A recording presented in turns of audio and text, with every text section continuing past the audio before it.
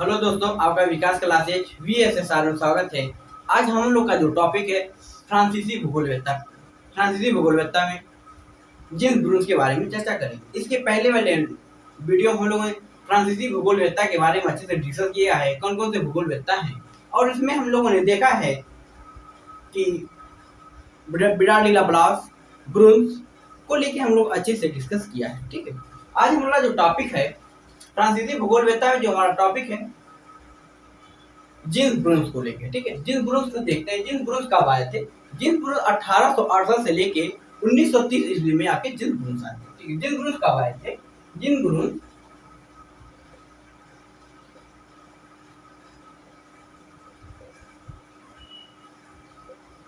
Bruce कब आए थे?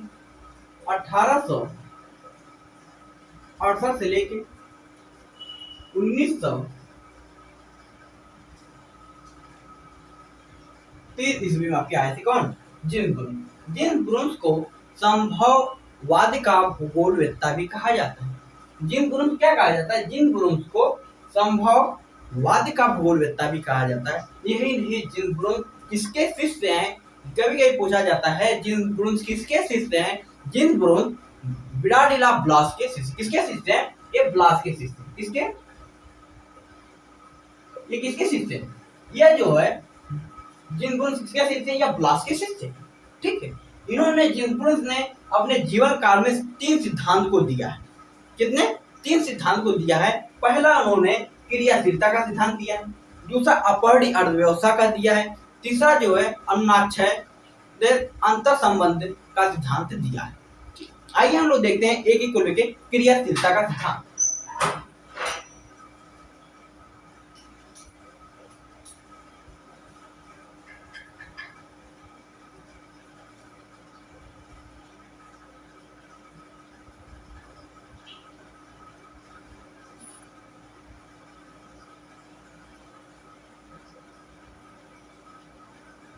इन्होंने क्रियाशीलता सिद्धांत में कहा क्या है?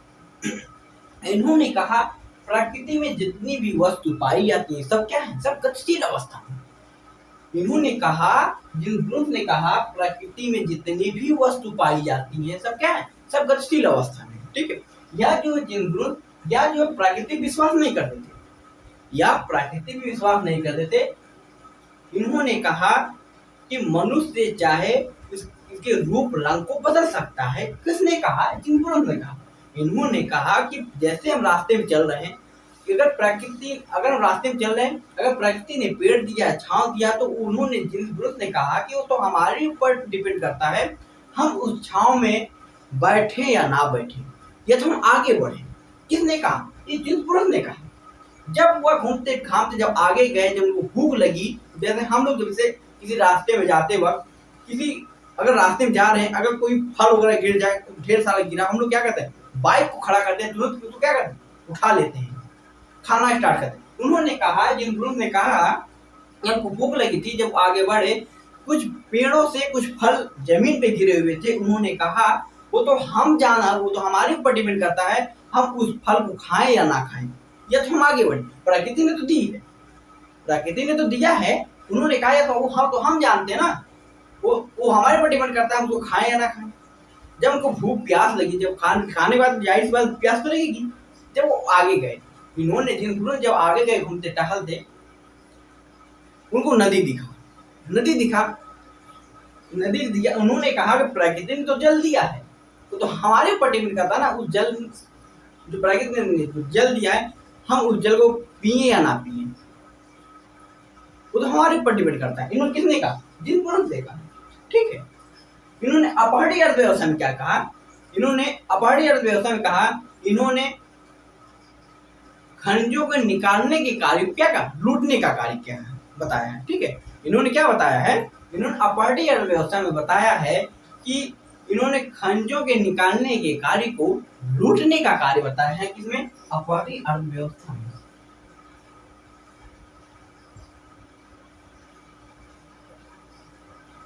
अपवर्णी अर्थव्यवस्था में उन्होंने बताया है कि खनिजों को निकालने के कार्य को लूटने का कार्य बताया है। ठीक है,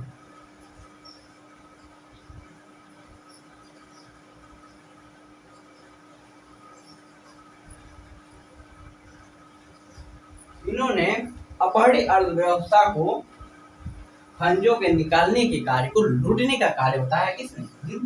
ठीक है, मुख्यतः है इसीलिए पूछे जाते हैं ये दोनों से, पूछा जाता है। आप टीजीटी या पीजीटी कोई भी एक पेपर उठा के देखें, इसमें या दोनों में से पूछा जाता है क्रियाशीलता का सिद्धांत किसने दिया है?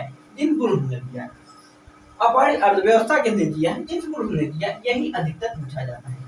ये दोनों बहुत ही इंपॉर्टेंट है, नोटेड पॉइंट समझिए। ठीक है, कई बार परीक्षा में पूछा गया है। ठीक है, इनकी एक पुस्तक आती है, इनकी एक पुस्तक आती है,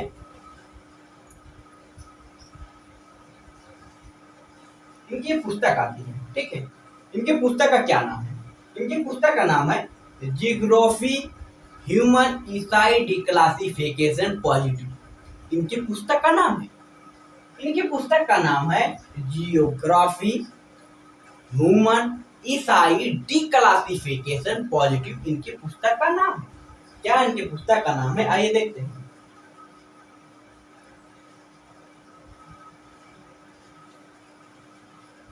जियोग्राफी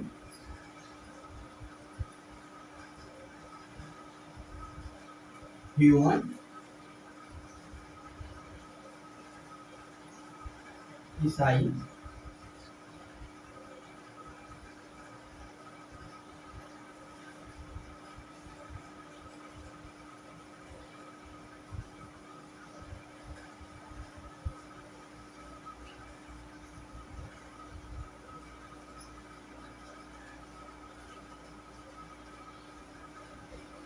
इनकी पुस्तक का क्या नाम है?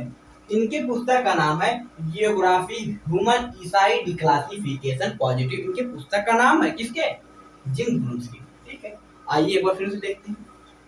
जिन ब्रून्स कब आए थे? जिन ब्रून्स 1868 से लेके 1930 ईस्वी में जिन ब्रून्स आए थे। ठीक है, यह जो है, इनको जो है संभववाद का भूगोलवेत्ता भी कहा जाता है। इसको, जिन ब्रून्स को। यह किसके शिष्य हैं? या ब्लॉस के शिष्य हैं। किसके शिष्य हैं? ब्लॉस के शिष्य हैं। इन्होंने अपने जीवन काल में 3 सिद्धांत को दिया है, जो मुख्यतः 2 हैं, क्रियाशीलता का सिद्धांत, अपहरित अर्थव्यवस्था का सिद्धांत। ठीक, इन्होंने बताया क्रियाशीलता में सिद्धांत में बताया कि प्रकृति में जितनी भी सारी वस्तु पाई जाती है वह क्या है? गतिशील है।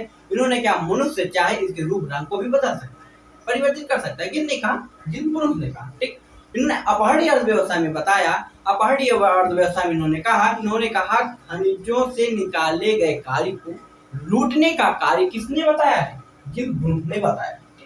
इन्होंने जो अनुच्छादय का अंतर संबंध सिद्धांत बताया, रासायनिक क्रिया भौतिक क्रिया के समन्वय को बताया है।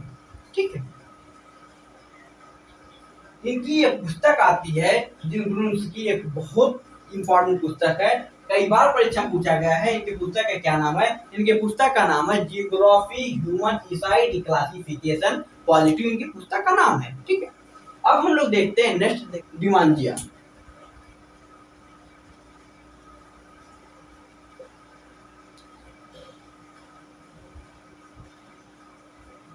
डिमांजिया, ठीक है, डिमांजिया ये भी फ्रांसीसी भूगोलवेत्ता है। डिमांजिया ये भी फ्रांसीसी है। यह जो संभववाद के भूगोलवेत्ता कहे जाते हैं। किसके? डिमांजिया संभववाद के भूगोलवेत्ता कहे जाते हैं। ठीक है, यह जो किसके शिष्य हैं? ये भी जो है ब्लॉस के शिष्य हैं। किसके शिष्य हैं? ये भी किसके? ये भी ब्लॉस के शिष्य। ठीक है, इन्होंने सर्वाधिक अध्ययन किस पे किया था? क्वेश्चन कई बार पूछा गया है। डिमांजिया ने सर्वाधिक अध्ययन किस पे किया है? इन्होंने सर्वाधिक अध्ययन जो है फ्रांस में फैले हुए पिकार्डी पठार के क्षेत्र का इन्होंने सर्वाधिक अध्ययन किया है। किसने? डिमांजिया ने। ठीक है, यही नहीं, डिमांजिया ने कहा कि मनुष्य चाहे तो पताल तोड़कर कुआं बनाकर जल निकाल सकता है। मनुष्य अगर चाहे तो नदी के मुख को मोड़ सकता है। कैसे? पहली बात तो डिमांजिया एक प्राकृतिक पे विश्वास नहीं करते थे। एक क्या है? संभववादी भूगोलवेत्ता है। संभववादी ये प्राकृतिक विश्वास नहीं करते थे। उन्होंने कहा कि अगर मनुष्य ने अगर जल दिया तो हम चाहें, अगर मनुष्य चाहे पताल तोड़कर कुआं बनाकर जल को बाहर निकाल सकता है। अगर मनुष्य चाहे नदी के ऊपर बांध बनाकर उसके मुख को क्या कर सकता है, मोड़ सकता है। अगर मान लीजिए अगर नदी बहती हुई अगर इधर जा रही है, ठीक है, अगर हम इसमें बांध बनाकर हम इसका मुख इधर तो मोड़ सकते हैं ना, हम मोड़ सकते हैं। ये क्या कहा इन्होंने क्या कहा, डिमांजिया ने कहा कि अगर हम चाहें नदी के मुख को भी मोड़ सकते हैं, बांध बना के उसको मुख को मोड़ सकते हैं, ठीक है। इनकी एक पत्रिका आती है एनालास, डिमांजिया की एक पत्रिका आती है। उनकी पत्रिका का क्या नाम है, डिमांजिया की पत्रिका का नाम है एनालास। इनकी पत्रिका का क्या नाम है, कई बार क्वेश्चन पूछा गया है। इनके पत्रिका का जो नाम है एनालास।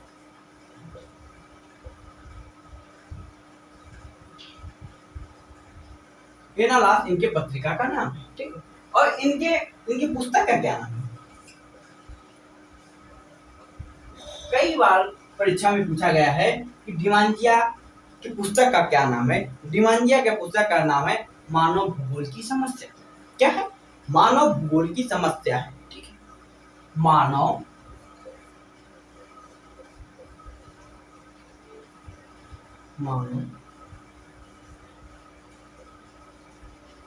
भूगोल